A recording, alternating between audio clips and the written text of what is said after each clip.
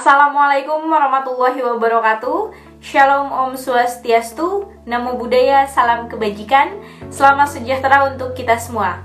Halo semuanya, perkenalkan nama saya Ale Marta.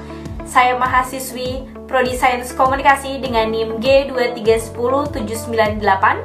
Saya dari kelas pagi dengan mata kuliah pengantar sosiologi. Sebelumnya saya akan membahas perbandingan teori sosiologi klasik dan teori sosiologi modern secara umum. Yang pertama, sosiologi klasik. Sosiologi klasik merupakan awal mula atau cikal bakal dari adanya teori-teori dalam sosiologi atau awal mula perubahan besar yang terjadi pada abad ke-19.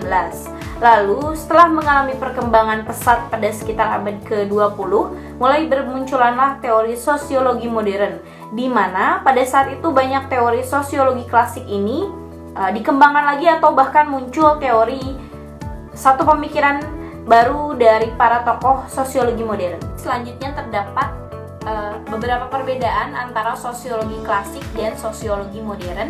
Yang pertama yaitu teori sosiologi klasik. Pada teori sosiologi klasik lebih memusatkan atau memfokuskan pada analisa terhadap pemikiran para tokoh sosiologi di awal perkembangan sosiologi.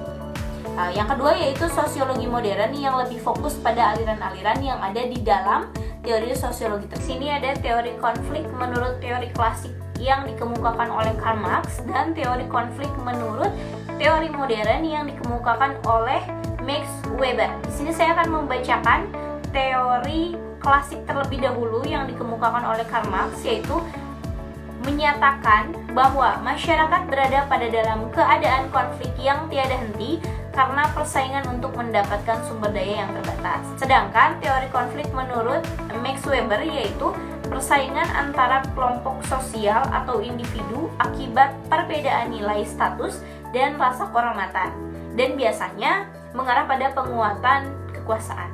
Baik, perbedaan teori klasik dan teori modern menurut Karl Marx dan Max Weber. Teori Karl Marx cenderung memandang konflik dari segi sifat manusia, sedangkan teori Max Weber lebih bersifat kompleks dan muncul sebagai kritikan. Selanjutnya yaitu persamaan teori klasik dan teori modern menurut Karl Marx dan Max Weber.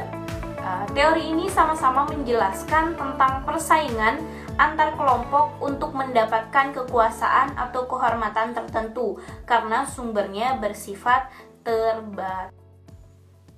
Contoh kasus yang saya ambil adalah terjadinya konflik aksi tolak konser Coldplay yang digelar di sekitar GBK pada Rabu 15 November 2023. Konser Coldplay ditolak karena dinilai mengampanyekan LGBT. Mengapa saya mengambil kasus konser aksi tolak konser Coldplay ini? Karena saya merasa aksi ini masuk ke dalam teori modern yang dikemukakan oleh Max Weber yang berbunyi persaingan antar kelompok sosial atau individu akibat perbedaan nilai atau status.